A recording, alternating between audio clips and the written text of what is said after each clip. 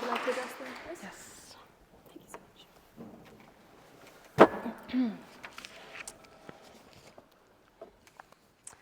much. Thank you to the Hist for this recognition. It's a pleasure to be here. I spent some time this morning thinking about how to structure this speech, and I thought that perhaps the most interesting and useful way to talk about our fight for justice and Julian's freedom is to put his incarceration into perspective.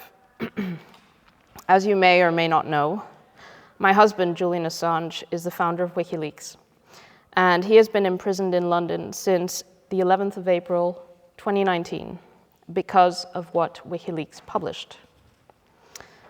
The information that WikiLeaks disclosed shook political discourse that had been so carefully controlled by the establishment media in the years after 9/11.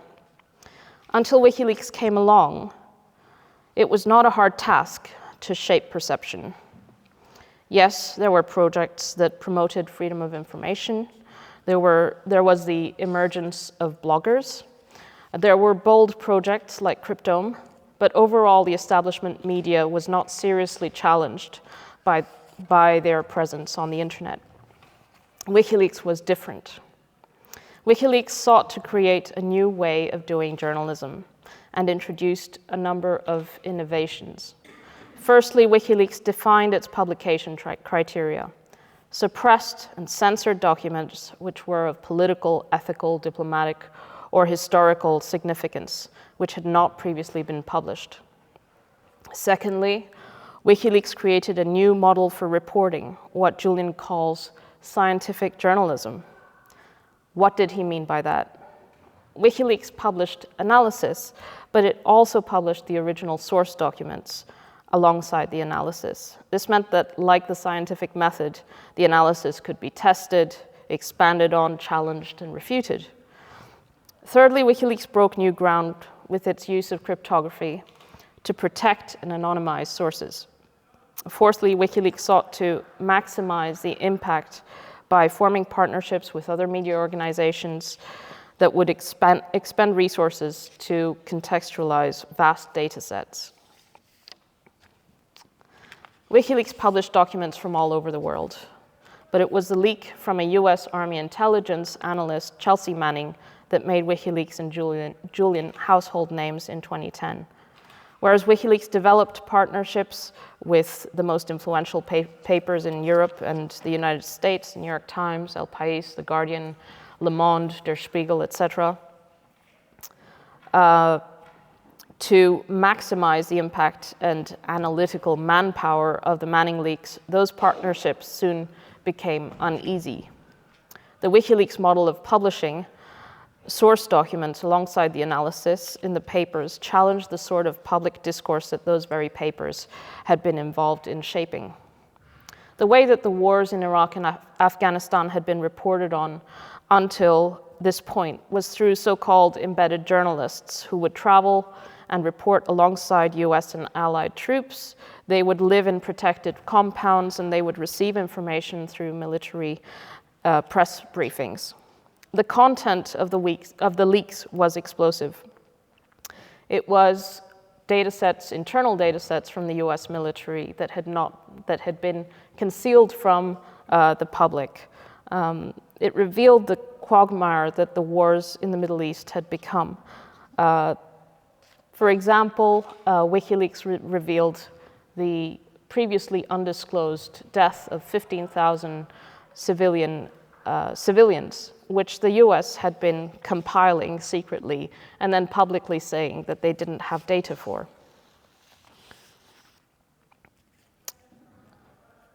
The cables, for example, the US diplomatic cables that Chelsea Manning leaked to WikiLeaks and that WikiLeaks then published, revealed that Shannon Airport was indeed being used to refuel CIA rendition flights, despite assurances to the Irish public by the Ahern government that Ireland was not involved in the CIA rendition and torture program.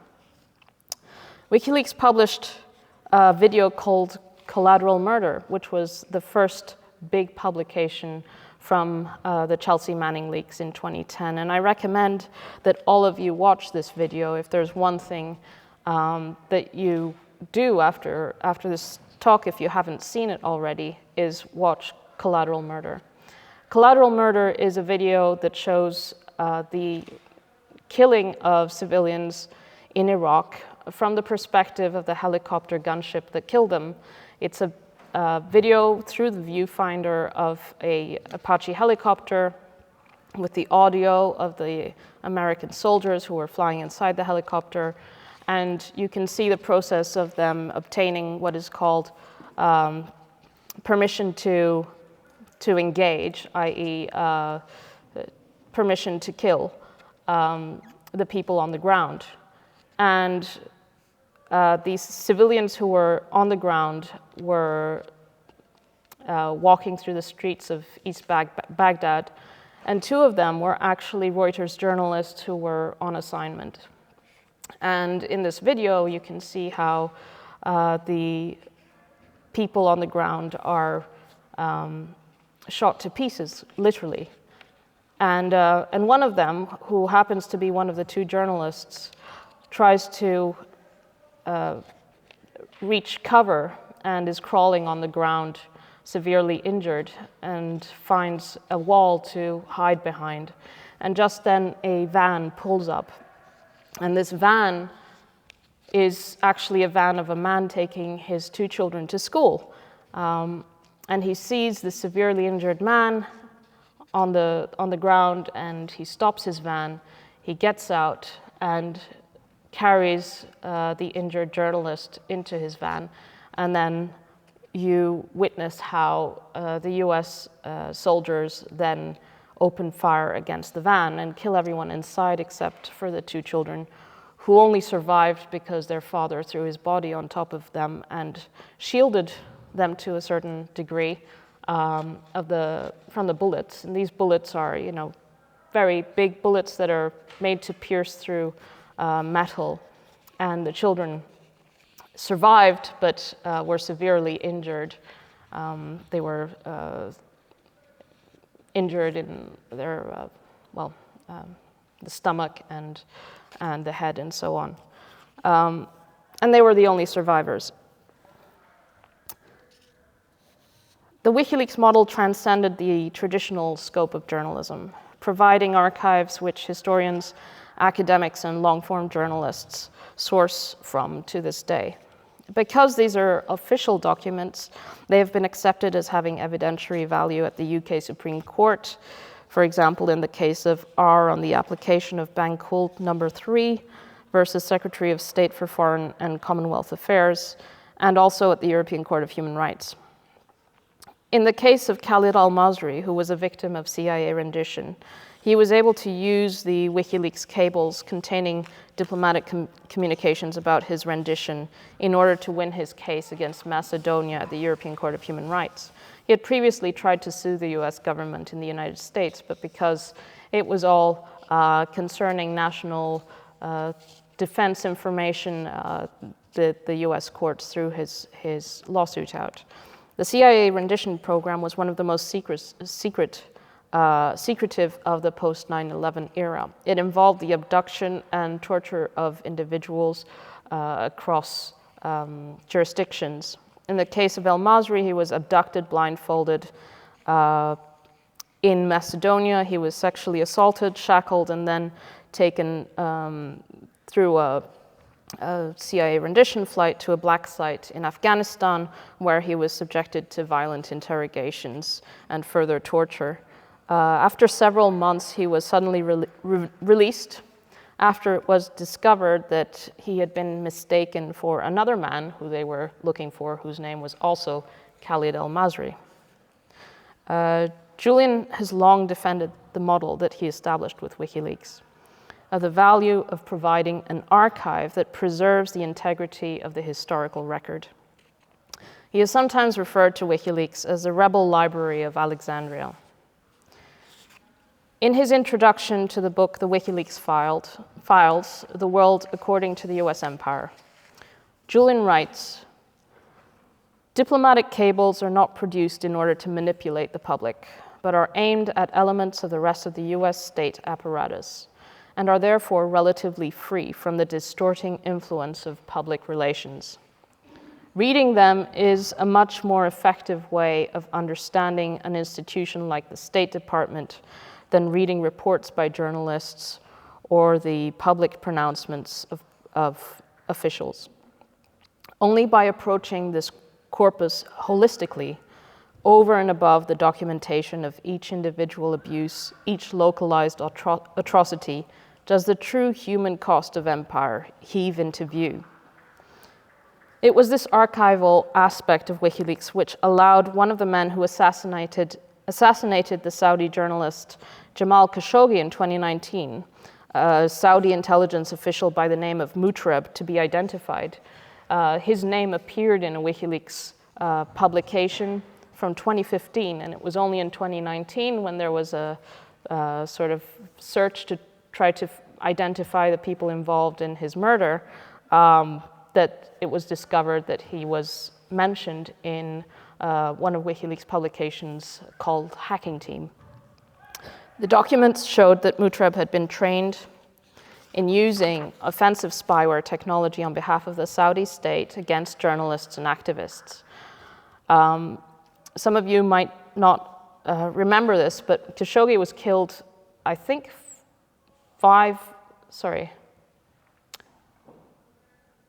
this is the anniversary. I think it was 5 years ago yesterday. And he was killed in the Saudi embassy in Istanbul. He was a Saudi journalist who had left. He was in exile, and he was going to get married, and he had to obtain some documents from his embassy. He was in Istanbul, so he entered the embassy, and he was strangled by a 15-man assassination squad. So he had an appointment, he was strangled inside the embassy, and his body was dismembered inside the embassy, and his remains were disposed of. And we know what happened because the Turkish authorities were actually bugging the Saudi embassy, and they had a recording of the whole thing. The one cable that had perhaps the greatest impact of all had been overlooked by all the major media, the initial partners, Der Spiegel, New York Times, The Guardian, Le Monde, and El País. This diplomatic cable, which was disclosed, which was leaked by Chelsea Manning to WikiLeaks, is called, or has the identifier 06 Geneva 763. It was published in September 2011, about 9 months after WikiLeaks started publishing the diplomatic cables. And it described the execution of an Iraqi family by US troops, including 5 children under the age of 5. A quote from this cable: "Troops entered the house, handcuffed all residents, and executed all of them. The autopsies revealed that all corpses were shot in the head and handcuffed." The cable was published just as Iraq's government was in the process of negotiating the possible extension of the status of forces agreement with the United States, which conferred immunity to US troops and was due to expire on December 31st, 2011. The publication sparked calls for an inquiry by the Iraqi parliament. And soon after, the Iraqi government said it would strip US forces of immunity for civilian killings. 1 month after this cable was published, Obama announced that US troops would leave Iraq by the time this status of forces agreement expired. So this was October, and they would be out by December. No doubt this cable influenced how that negotiation fell apart. Whether or not he knew it at the time, Julian created a project that incarnated Article 19 of the Universal Declaration of Human Rights of 1948. And that article reads, "Everyone has the right to freedom of opinion and expression. This right includes freedom to hold opinions without interference and to seek, receive, and impart information and ideas through any media and regardless of frontiers." Article 19 breaks the right to freedom of expression down into three aspects: seeking, receiving, and imparting information freely.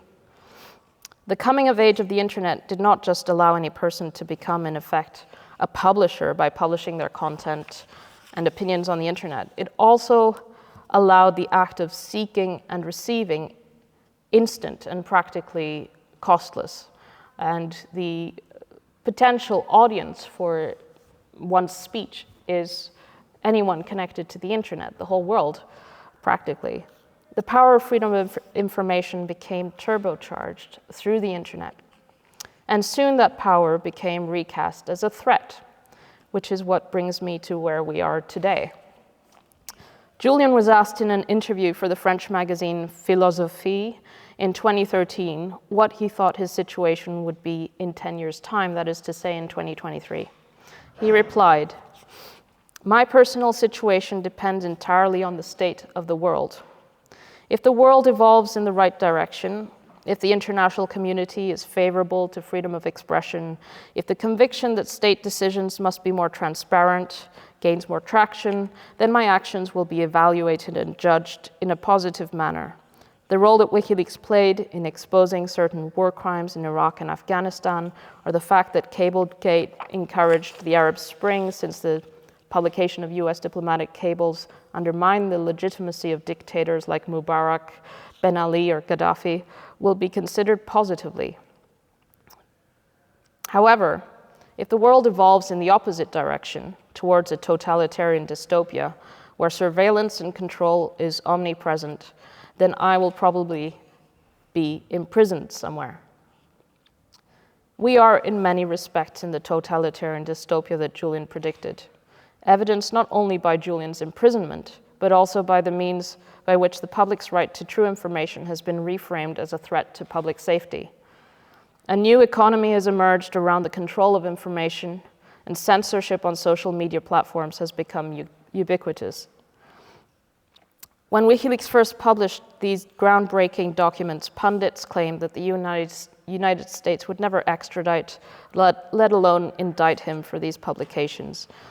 Although the United States had initiated an investigation against him in 2010 because of the Chelsea Manning leaks, by the end of the Obama administration, Obama had commuted Chelsea Manning's sentence and announced that it would not take legal action against Julian in relation to the Chelsea Manning publications because Julian Assange is a publisher, not a hacker, and that the Obama administration was not willing to bring a case that could then be used as a precedent to go after the rest of the press. It was what the US administration called the New York Times problem. There was no way of bringing a case against Julian that did not criminalize news gathering, speaking to sources, receiving information, and communicating it to the public. The Trump administration, which is the one that brought the indictment against Julian, was motivated to criminalize journalism. And so it used the Espionage Act of 1917 to indict Julian for receiving, possessing, and communicating information not to a foreign state, but to the public. It was the first time that this statute had been used against a publisher. It had been previously used under the Obama administration, namely against whistleblowers or sources, but never against a publisher. And this is where we find ourselves now. Julian faces 18 charges, which amount to 175 years in prison. He has been in the UK's harshest prison of Belmarsh since he was essentially kidnapped, with the complicity of the Ecuadorian government from the Ecuadorian embassy, where he had been granted political asylum, specifically for the purpose of protecting him from the threat of extradition and prosecution in the United States in relation to the Manning leaks. Julian has been in prison for 4.5 years without conviction, while the US seeks his extradition. We have since learned, since his arrest, that a spying operation occurred inside the embassy for the CIA, conducted by a Spanish security company. And it involved recording his meetings with his lawyers, his legally privileged conversations, and that plots had been drawn up on orders of CIA Director Mike Pompeo in 2017 to kidnap, rendition, and even assassinate him. A worldwide movement has come about to bring his incarceration to an end and to drop the case in the United States. Just as Julian predicted in his interview with Philosophie magazine in 2013, Julian's imprisonment has come to symbolize the dark turn that the world has taken after the age of transparency and democratic expression through the internet, which peaked around the time of the WikiLeaks publications. This trend toward information control must be reversed. And the most important step in reversing this trend is freeing Julian. Thank you.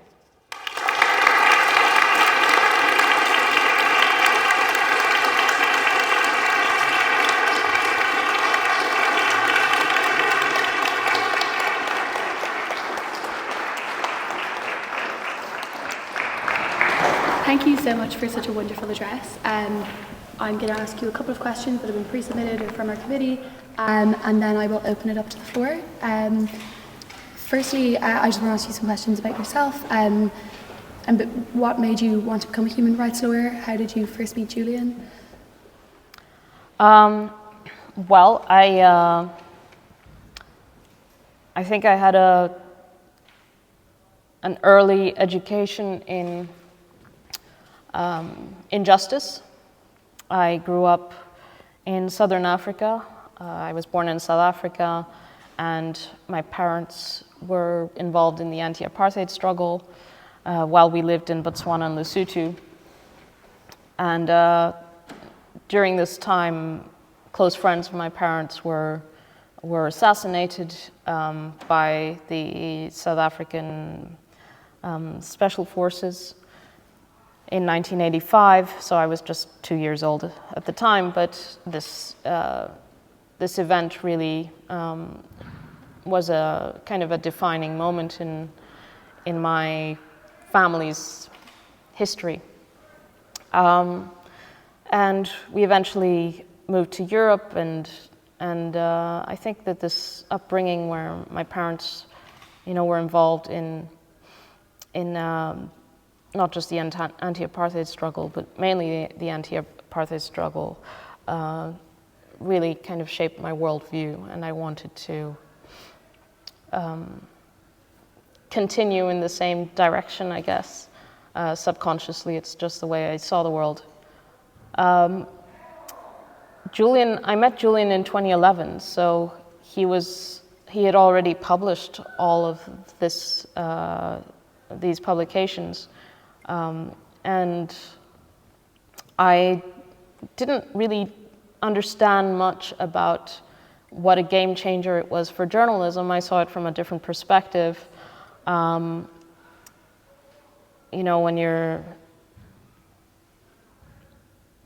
you're a student or you're working in kind of the human rights field, the access to these hidden secrets it's like a treasure, and often victims of injustice are not able to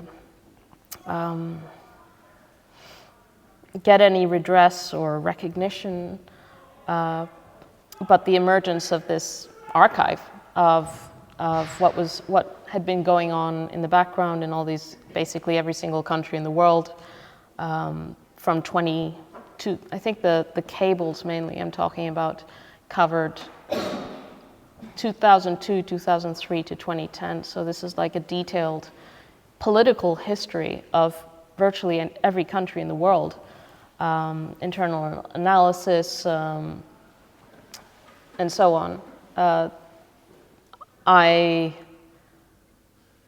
My first contact with WikiLeaks was through the media, but I understood the greater importance that the model provided in giving access to original source official documents at such a scale. And so I met Julian as part of the legal team that was fighting extradition, but I was also kind of getting educated on what was going on in the background in the United States, because he was, the investigation against Julian in the US actually started soon after Chelsea Manning was arrested. So she was arrested, I think, in May 2010. And so Julian was, you know, basically there was a big push to try to stop him from further publications. And so it was a very difficult environment for him, but you know, he was determined to publish, and so formed these partnerships with mainstream media and got the information out. But the attack on WikiLeaks and on Julian came from many different directions. So, for example, in December 2010, there was the banking blockade that started. And the banking blockade now, I think, has kind of become normalized. At the time, and I say this because, you know, there are a number of alternative media and so on that have been debanked in a sense, and content creators that have been demonetized and so on. But at the time, it had never been done before. This was a form of censorship that was completely novel. And in fact, there was a court case in Iceland, which WikiLeaks won, because the credit card processors, Visa, MasterCard, and so on, had arbitrarily just cut WikiLeaks off from its donor base. And the WikiLeaks model is, it remains independent because it doesn't take money from foundations, and it doesn't take money from advertisers. It's a lightweight publication compared to its impact in terms of its running costs. Less so given all the legal attacks. So there's a lot of, you know,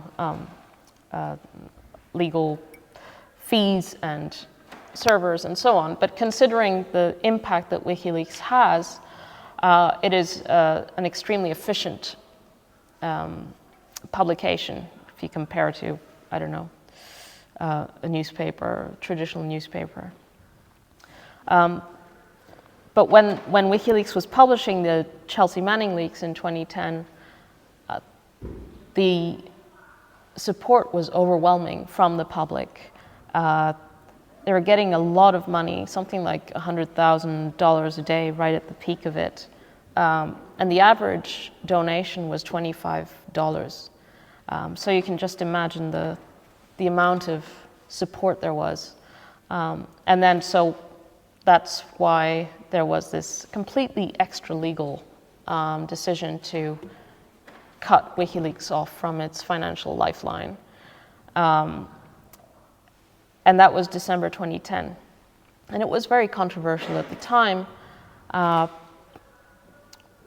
but it continued. This PayPal, MasterCard, Visa, and so on just stopped processing donations to WikiLeaks. So this was just one of the many aspects in which Julian was under attack. And obviously there was reputational attacks that started almost immediately. And because of this breakdown in the relationship with some of the partners, which was almost inevitable because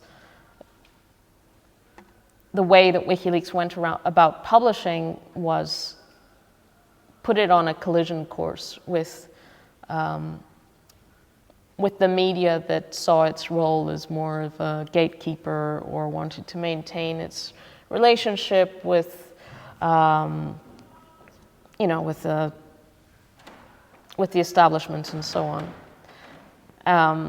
so there were reputational attacks on that front and so on.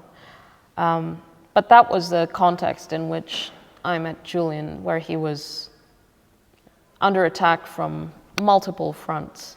And I joined his legal team in 2011, so that's, 12 years ago now.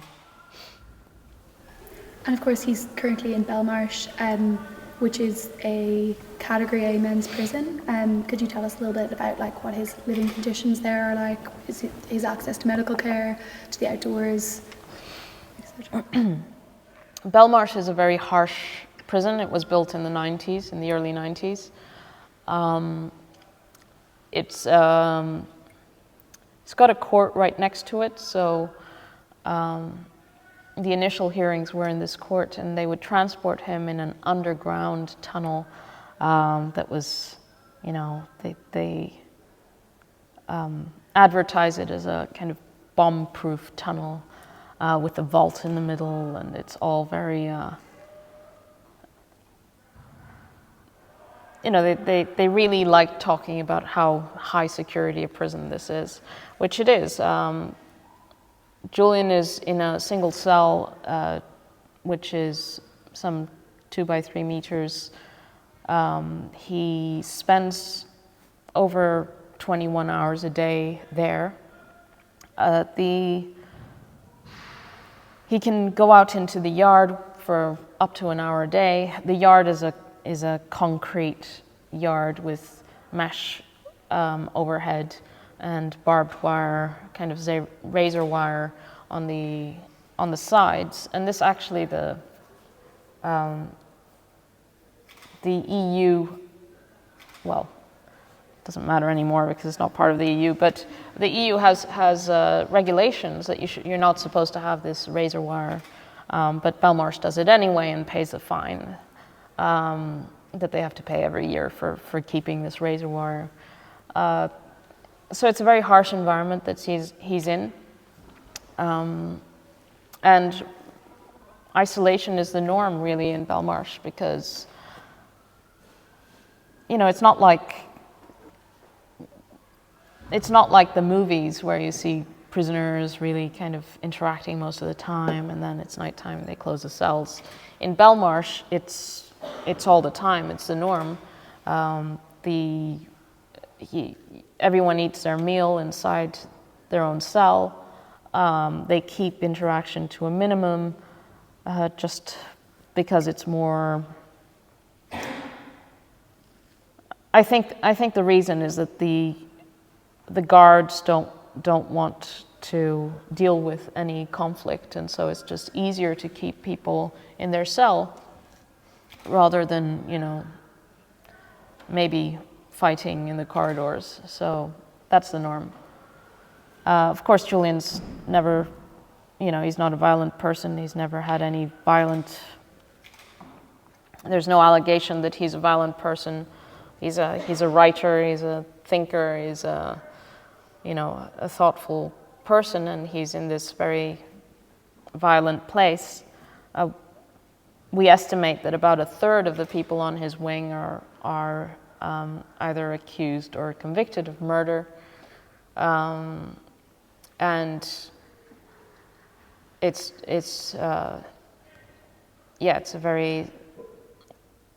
very strange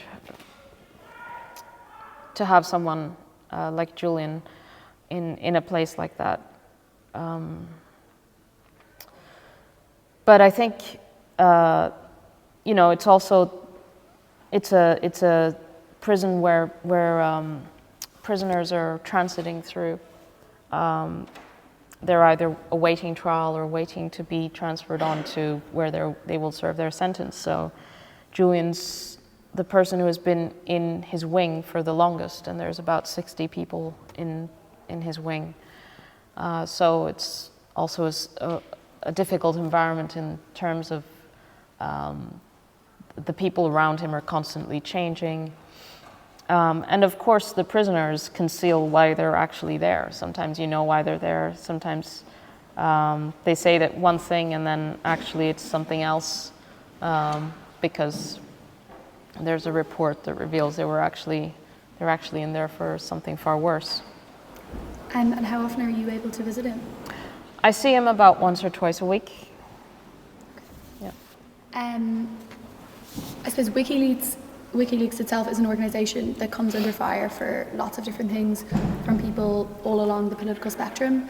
Of course, predominantly with publishing videos of US soldiers in Iraq, to like emails between the DNC and Hillary Clinton, and you know, allegations that it's become particularly partisan in the last few years, and particularly since 2016. How do you respond to kind of such criticism of WikiLeaks as an organisation? Well, the way Julian has expressed it is that WikiLeaks is not the type of organization that says save the whales. It puts the information out there for you to be able to decide whether you want to save the whales or not. And this kind of agnosticism around information, where the only criteria is that the information has to be true, obviously puts Julian in the crosshairs for all sides. He was the darling of the liberal kind of left, as in the US Democrats, while he was exposing the Bush wars. And then in 2016, WikiLeaks published these DNC and Podesta publications. And look, it's quite simple. In 2016, there was a primary between, namely Hillary Clinton and Bernie Sanders. And just like there was this surge in populism on the right, which boosted Trump, there was also a surge in populism on the left, which was boosting Bernie Sanders. And in fact, the polls were showing that if Bernie Sanders would run against Trump, Bernie Sanders would win the race, would win the election. But the polls also showed that if it were Hillary Clinton who represented a kind of centrist establishment Democrat vote, that if she were running against Trump, that she would lose. And this was already clear before the end, before the Democratic candidate was selected. In spite of this, the Hillary campaign and the Democratic National Committee allowed the primary to be rigged. And it's not just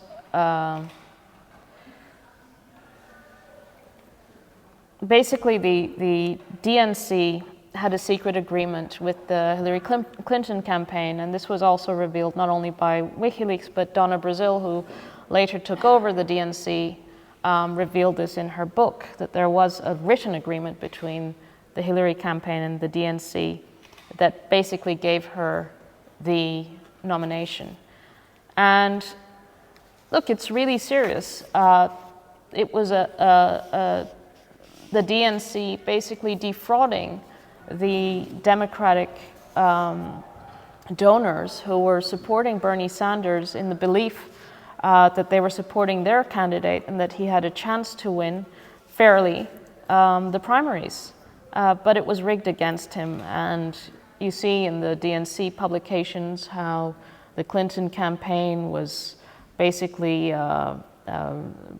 briefing against Sanders and telling media organizations not to interview him and so on, using their influence, which was, of course, extremely significant. Hillary Clinton had built a strong influence over many years, and so the primary, the Democratic primary, was rigged in favor of Hillary Clinton.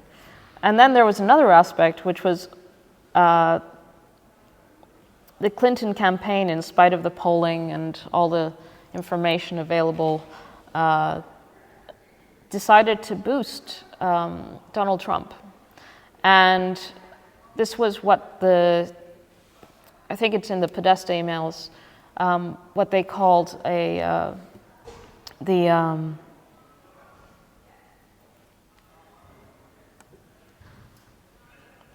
sorry, it's out of my head right now, but there's a document in the Podesta emails that shows that the Hillary campaign was asking the media to give Donald Trump more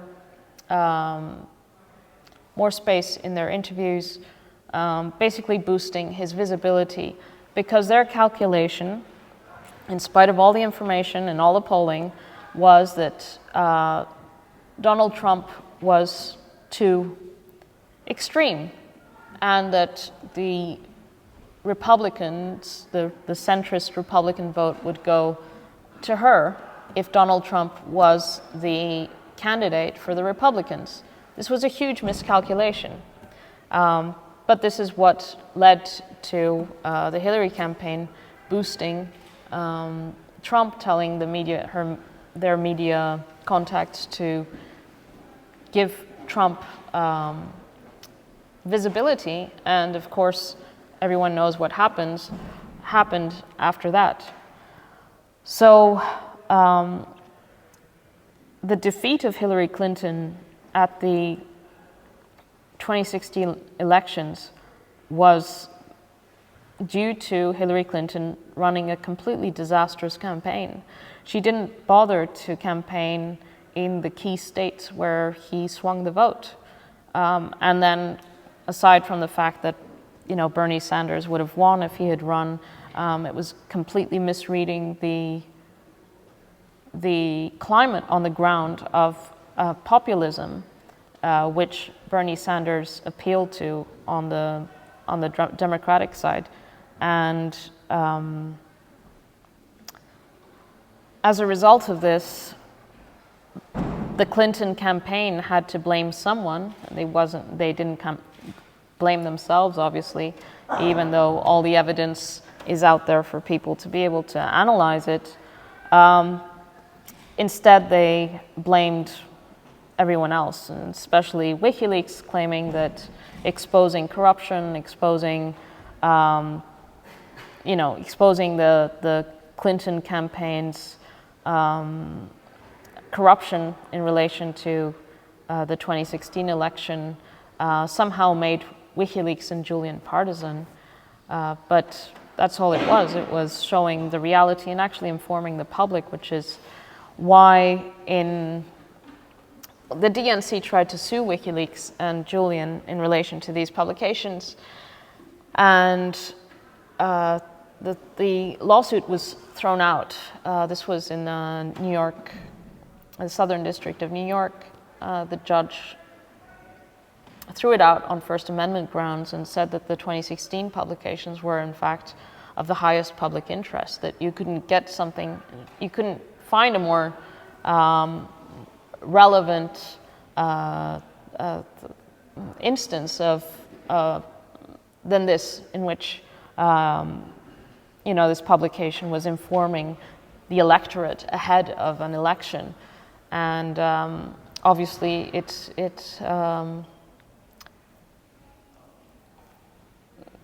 it caused a certain faction of the Democrats to get very angry. Absolutely. Your campaign to free Julian has attracted a huge amount of support from a variety of different political figures, figures like Jeremy Corbyn and Bernie Sanders, Lula da Silva, lots of others, and that's just to name a few. But it has attracted support from some much more controversial figures, like Russell Brand, George Galloway, Vivek Ramaswamy, who has described the climate change agenda as a hoax, who has described the LGBT movement as a cult. All of these people have been reposted on your social media at different points. Do you believe that support from some of these figures could alienate people from Julian's movement? And do you think that it can give further platforms to their own ideas and their own politics that maybe a lot of people in this room might not agree with?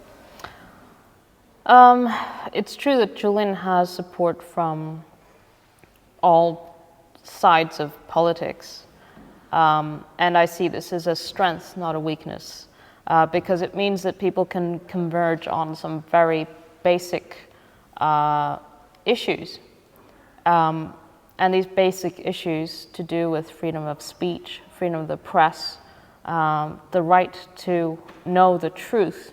This has to be a pillar on which everyone agrees. And look, I'm a free speech advocate, and I consider it to be a sign of hope that there are things that I can agree with people who I profoundly disagree with on other issues. But look, I mean, the reality is that I think we need to push for more openness and dialogue, and not less. And that's why I hope that freeing Julian and the greater significance around his imprisonment is something that everyone can agree on, and then from there, let's disagree. Disagreement is you know, the kind of essence of an open democratic society. I have lots of friends with whom I disagree on many things, and I would be very bored if I agreed with everyone on everything all the time. So I think obviously we're at a point in history where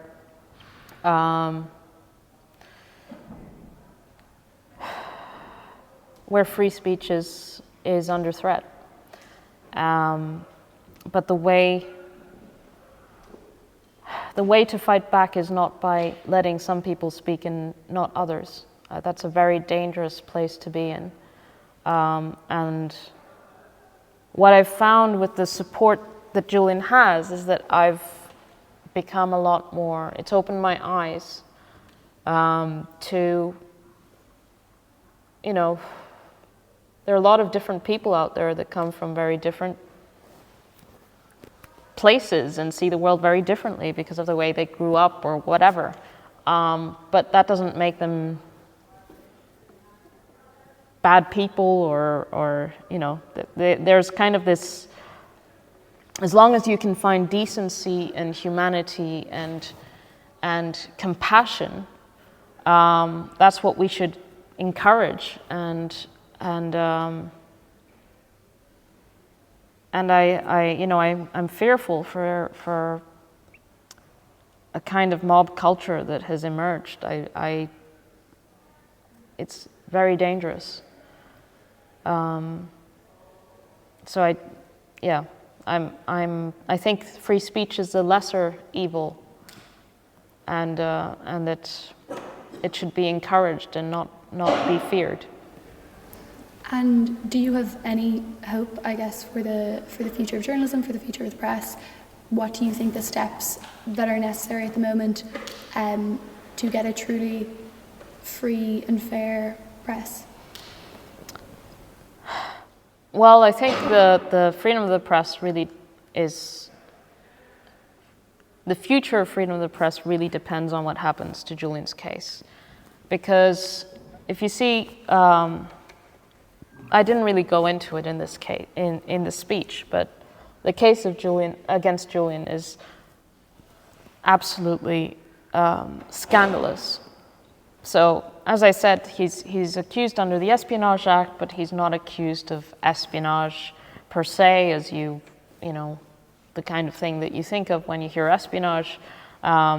what the US alleges is that he received information from Chelsea Manning and he possessed it and he published it to the public, and that by communicating with his source, he entered into a conspiracy to publish information to the public.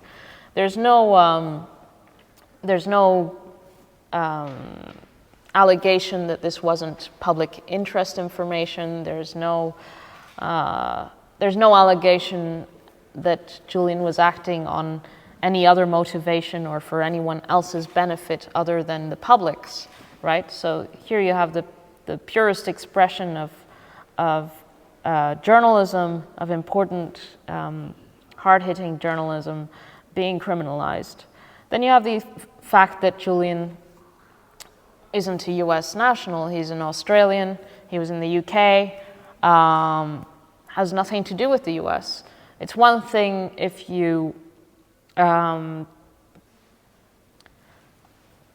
indict and prosecute a US national who was working for the US government who out of an act of conscience decided to leak information to a journalist. I'm not saying it's right, but I'm saying that it's a completely different case to indicting a journalist who received the information, let alone a journalist who's outside of the jurisdiction and has no connection to the US, you know.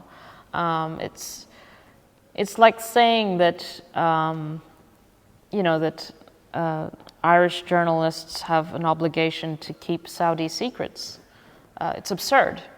But that's the case the US is advancing, that Julian is culpable for disclosing this information that Chelsea Manning leaked, even when that information contained evidence of war crimes. So what the US has done is bring a case that, sorry, now I remember that. The strategy to boost Trump by the Hillary campaign was the Pied Piper strategy. So if you search for Pied Piper Podesta emails, you can see the email where they lay out, like, this is who we have to boost, the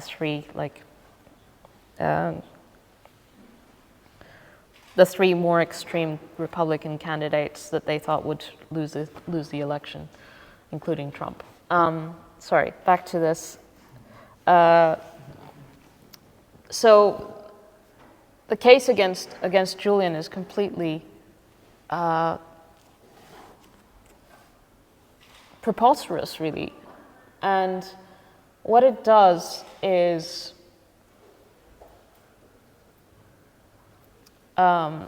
advance this idea that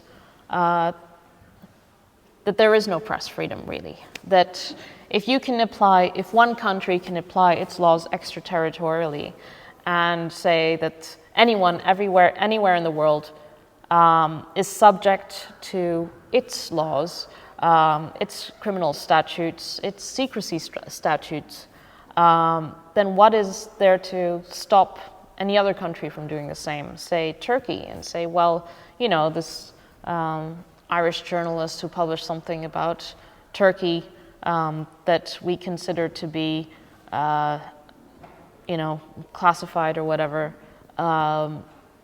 Well, now you're going to be put in a Turkish prison because that violates our laws. It's absurd, and the fact that Julian is facing extradition is a concession by the UK, effectively, to say that that U.S. secrecy laws indeed do apply in the UK. It's kind of surrendering sovereignty, and not only that, but like puncturing the press freedom of the UK by saying, well, we're accepting this carve out in relation to what we can publish here after the fact, because now that we're extraditing someone who is publishing from here. And of course, this kind of surrender of sovereignty doesn't just concern the UK. the case against Julian, the extradition case, may well end up in the European Court of Human Rights, and it will really test the scope of press freedom within Europe, because if they agree that Julian can be extradited, then essentially they're saying that U.S. criminal statutes, the U.S. Espionage Act applies to anyone in Europe. And of course that's what the U.S. government is trying to achieve, to intimidate the press to not publish information that the U.S. doesn't want revealed. But of course isn't just U.S. information. I mean, it's U.S. documents that revealed the killing of civilians in Iraq. Do the people of Iraq not have a right to have this information? Does the public not have a right to know about their victimhood? You know, about U.S. State-sponsored or state-covered-up criminality? Of course we do. So it's really an attack on the press, and Julian's case is in fact being used as a kind of new standard on prosecuting journalists. So you have actually a video that went viral in a couple of years ago. You can watch it on Twitter or YouTube. It's the president of Azerbaijan who is interviewed by a BBC journalist, and this BBC journalist asks him about the state of press freedom in Azerbaijan, mentions some dissidents and some journalists who are imprisoned, and then his comeback is Julian's case. And he says, well, what are you doing to Julian Assange? Are you not killing him mentally and physically? He's in a prison for what? For publishing information, you know, and that's not something to be celebrated when the president of Azerbaijan is basically using Julian's incarceration as a shield and a justification for his country's own excesses. And similarly, you know, other countries mention Julian's case whenever they're confronted about the imprisonment of journalists. Just the Democratic Republic of Congo was asked about a Reuters correspondent who's been arrested, and they mentioned the imprisonment of Julian and also the arrest of a French journalist who has recently been arrested and raided in relation to her reporting, which is quite similar to Julian's case. Her reporting was about French intelligence giving information to Egyptian authorities about finding, locating activists and so on. And now she's being raided because that's national defense information, right? So it's basically created a new standard and made journalists everywhere more vulnerable and at risk and actively being imprisoned, because Julian's case shows the world that there is no press freedom standard. If even the countries that are most vocal about press freedom are doing this to the most visible and celebrated publisher in relation to documents that literally revealed civilian killings and assassination squads and war crimes, then anything goes, really.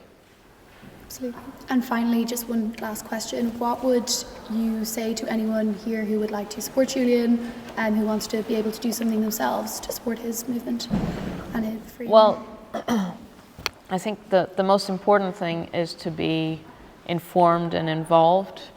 I have something called the Free Assange Emergency Toolkit, and I'm on Instagram and Twitter, or X as it's called now, And there's obviously, well, I know students don't have money, so I won't ask you to donate. But I think for you, the most important thing is to really understand what's at stake and to remain involved, to come to the protests when there are protests, know that this is a global movement to free Julian. This is there's never been a movement like this one. I mean, every single day there is something happening somewhere. And it's from the smallest scale of like someone in a small village somewhere going to the town square and you know, like marking out the size of Julian's cell, 2 by 3 meters, and saying, you know, with a sign saying "Free Assange," to the president of Brazil at the UN General Assembly just 2 or 3 weeks ago, who used his address to the General Assembly hall. And as you know, the General Assembly meets every September. It's all the, you know, all the countries, and they come together once a year, the heads of state, and Lula, who was one of the first speakers, the second or first, used his address, which was something like 7 minutes, and he talked about Julian, and he said that we cannot have press freedom attacked in this way, and that Julian should be free. And what happened? Well, this hall full of all the leaders of the world, you know, the presidents and so on, there was a spontaneous applause. And this doesn't happen much in the UN General Assembly. Everyone, you know, gets their time, they talk about whatever is important to their country. You don't get this kind of spontaneous applause from the hall, but that's what happened when Julian was mentioned. And you can watch it online. And that shows that this is truly when you have a global grassroots historical movement, when you have it from at such a small like grassroots level and also at the highest level.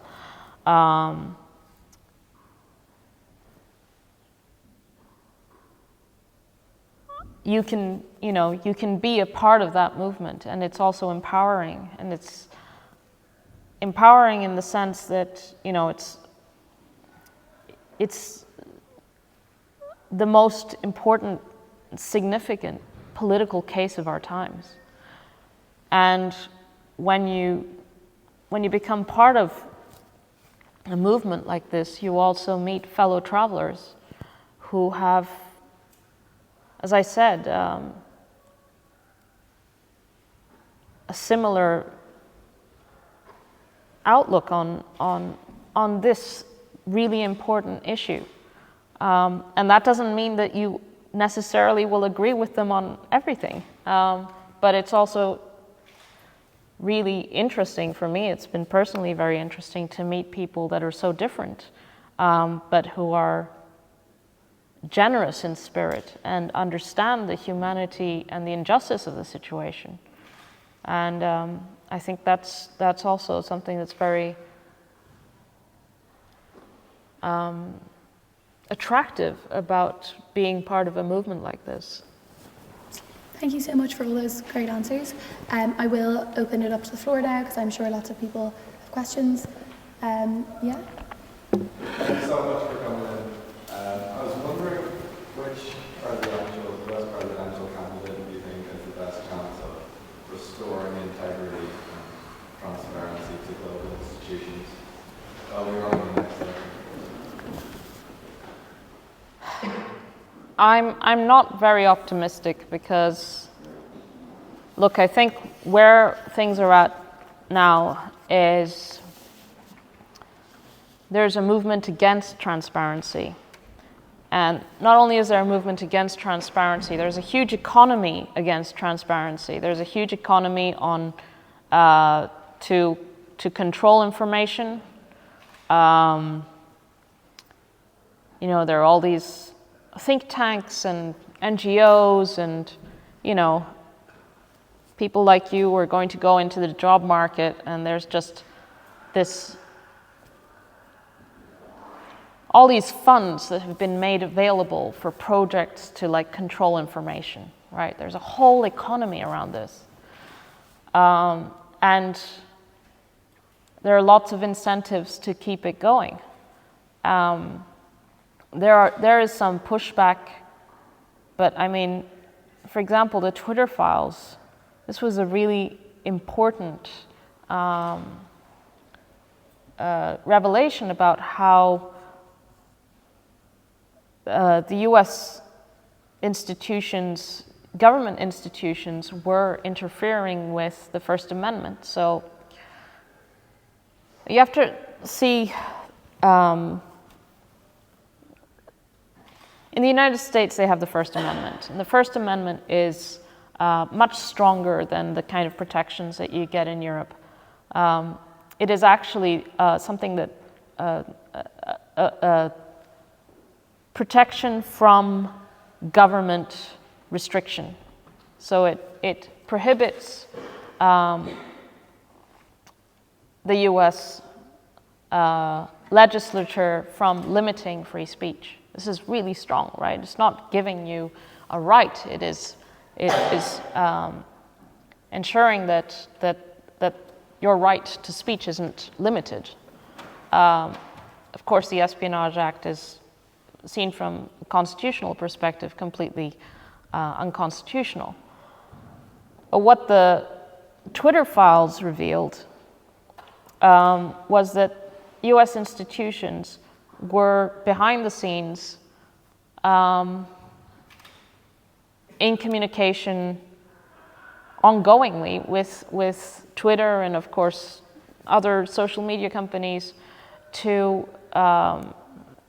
basically restrict speech, to shut down accounts, to limit their visibility, etc. This should have been the biggest story around. And yet it was barely recognized by, for example, the New York Times, Washington Post. It was a non-story. And why is that? I think there's just there's so much complicity in this new kind of censorship regime. It's become really normalized, and that's because there are much more effective tools now than there were 5-10 years ago to control speech and to restrict speech, and that's just so tempting for the authorities. It's just too tempting. It's too tempting. And so I don't think, even though there might be some candidates who are, you know, kind of running on a ticket for free speech and who did talk about the Twitter files, I think once in office, I don't think this can be reversed, frankly. I don't think I think it's just too pervasive. And I mean, Europe has completely bought into this as well. So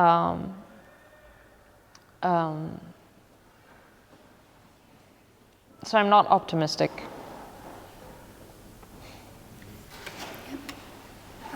Actually, in relation to what you were saying about the Twitter files, there are certain efforts to censor social media in the aim of stopping fake news or protecting children, such as the UK online safety. And in your view, what are the effects of governments working with social media companies, and how do you think the governments might impact your work? Look, this whole safety, the discourse around safety is just a way of introducing censorship.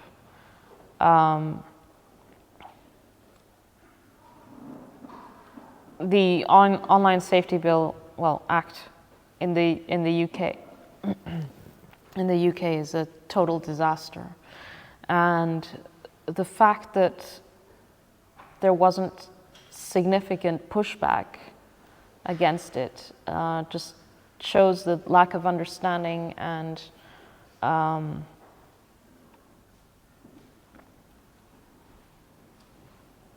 I think there's just been so much buy-in into the censorship regime that it's just it wouldn't. There was this kind of push about 10 years ago, and it failed, and now we're just really far along. So the question is, so what do we do about it? And I think we just have to come up with alternative venues. We have to become educated in. There are projects to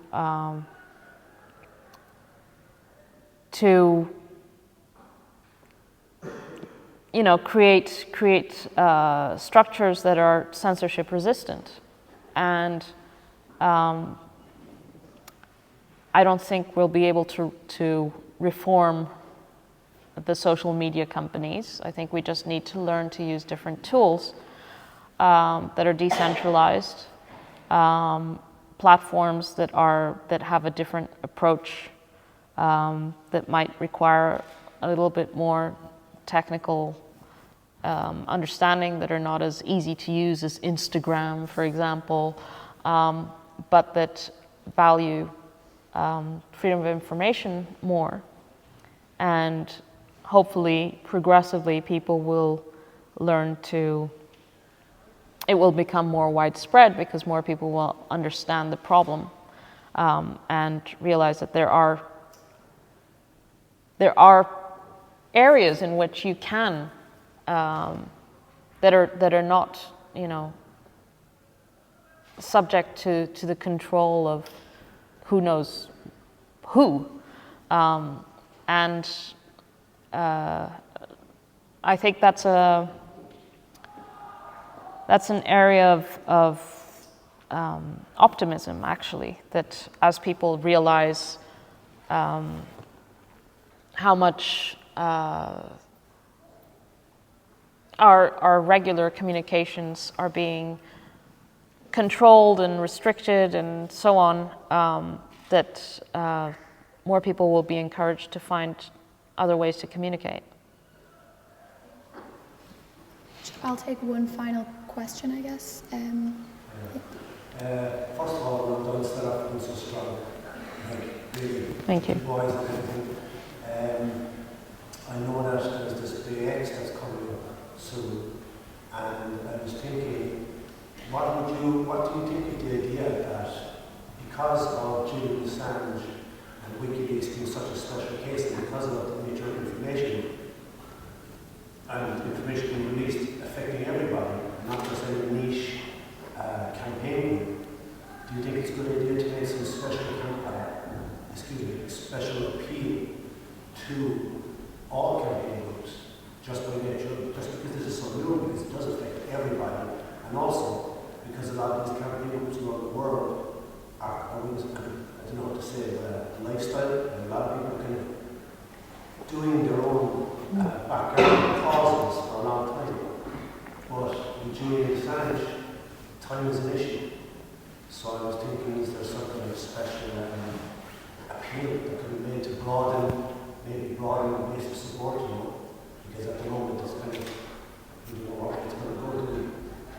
And also, I wanted to say as well, because you're a lawyer, just following the case yourself and knowing that cases can be thrown out on technicalities, right? Murderers get set free and all that, we all know that. My own amateur list is that this guy Torgerson died. Let me see the spy plane. There was an assassination plot against Julian, right? All of this is public. All of the allegations coming from Sweden dropped, right? I believe Julian was denied access to his legal team, or denied access to his files as well at some point. I'm not sure exactly. And the US also admitted in court, they admitted in court that actually, I don't know who admitted it, someone from the military admitted actually no American lives were put at risk.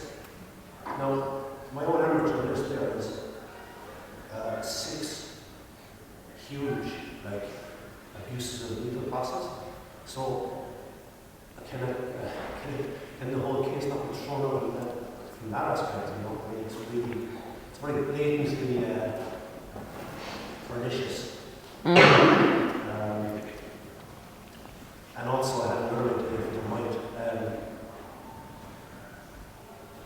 For ages, I know the DEA campaign and everyone were focusing on defending Julian and defending journalism. What do you think of the idea that instead of constantly defending this, that actually we again broaden the campaign by actually, again, if a word I would say counterattack, or attack their attack by proposing radical new laws or something like that, something broader like that, that will strengthen journalism and in the process free Julian Assange. Like, counter the attack with a broader attack, you know? I don't know what form it would take, but... Okay, so day X is the day of the public hearing. So Julian's extradition case has now reached a stage where he, after 4.5 years, the High Court in London has refused him permission to appeal, which is in itself quite extraordinary, right? Because you have a case that all the major free speech human rights groups say is of the highest importance, that has very grave implications for journalism everywhere. And yet the High Court doesn't even want to hear his arguments. He's now going to try to get that decision reviewed by a panel of 2 judges. The good news is that there's going to be a public hearing, and on that day we're asking everyone to go out on the street in London or wherever you are, hopefully here in Dublin as well, to show support for Julian in front of the Royal Courts of Justice in London. And the issue is that we don't actually have a date, so we've called it Day X to get people ready, you know, get ready for Day X, so people know what's happening. Of course, the case should have been thrown out. It should never have even proceeded. But then, after Julian's arrest, all these things started coming out. The spying on his lawyers, because there were whistleblowers in Spain that had worked for the security company that was actually working for the CIA secretly, and they said they were recording Julian's meetings with his lawyers. They got instructions to get the DNA of our 6-month-old baby, and so on. And then this big story came out in September 2021 that Mike Pompeo had ordered these plans to assassinate Julian. And Mike Pompeo basically confirmed it and said, well, all the sources, and there were over 30 sources for that story, they should all be prosecuted under the Espionage Act, thus confirming the authenticity of the information, and the CIA has declined to comment. So obviously, any kind of right-minded person would agree that you can't possibly send a person to the country that has plotted to assassinate him, and yet here we are. He's not even able to argue that point in court, according to the High Court, because he's been denied permission to appeal. The important thing to understand, though, is that this is not a legal case. It's a political case. If it were a legal case, then we wouldn't even be here. And obviously there is a lot of room for